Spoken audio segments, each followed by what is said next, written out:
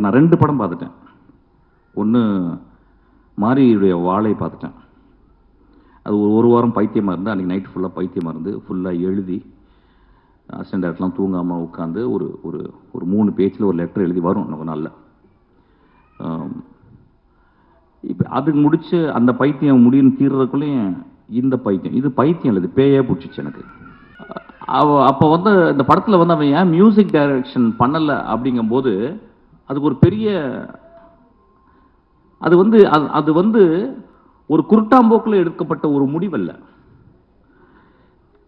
The decision came out of his vision of cinema. அவன் எப்படி சினிமாவை ட்ரூத்ஃபுல்லாக பார்க்குறான் அப்படின்றதுக்கு ஒரு காரணம். ஏதோ ஒரு வகையில் நம்ம என்ன பண்ணுறோம், ஒரு மியூசிக் மூலியமாக நம்ம சட்டையை அயன் பண்ணிடுறோம், நம்ம திரைப்படங்களை நம்ம அயன் பண்ணிடுறோம். அவன் என் சட்டை, என் திரைப்படம் சுருக்கமாகவே இருக்கணும் அப்படின்றான்.